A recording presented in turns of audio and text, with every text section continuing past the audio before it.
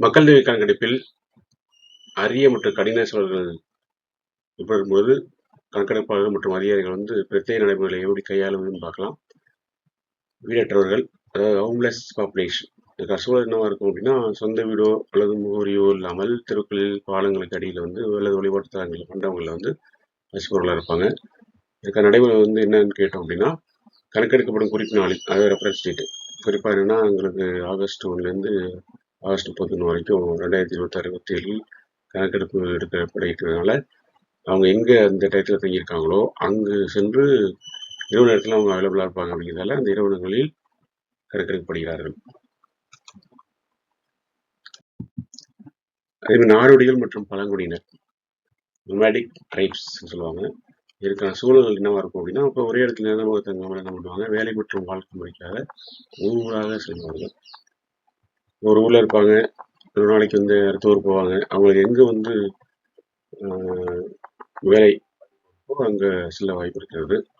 இதற்கு நடைமுறை என்னன்னா, இப்போ தற்காலிகமாக முகாமிட்டிருக்கும் இடங்களை கண்டறிந்து பதிவு செய்யப்படுகிறார்கள்.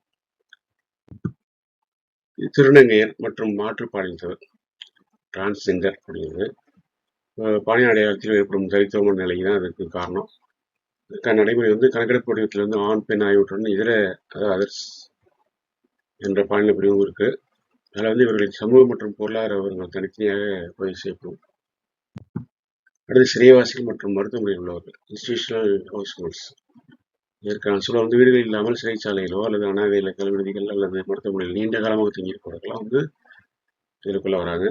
நடைமுறை அந்தந்த நிறுவனங்களின் தலைவர்கள் அல்லது பொறுப்பாளர்கள் மூலமாக விவரங்கள் சேகரிக்கப்படும்.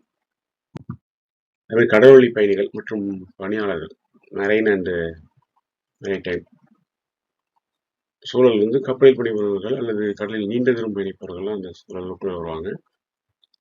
நடைமுறை கப்பல் துறைமுகத்தை அடையும் பொழுது அல்லது துறைமுகங்கள் தற்காலிகமாக நிறுத்தப்படும் பொழுது பணியாளர்கள் கணக்கெடுக்கப்படுகிறார்கள்.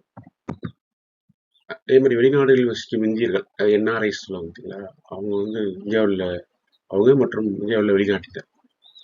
இதற்கான சூழல் இந்தியாவில் தற்காலிக பணிபுரியும் வெளிநாட்டினர் அல்லது இந்திய குடியுரிமை இல்லாதவர்கள்.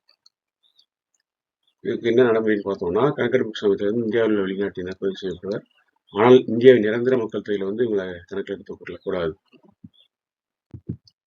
மக்கள் தொகை கணக்கெடுப்பு என்பது நாட்டின் எதிர்கால நலத்திட்டங்களுக்கான அடிப்படை தரவுங்கிறதால அனைவரையும் சென்றடையும் வகையில் இத்தகைய சிறப்பு முறைகள் கையாளப்படுகின்றன.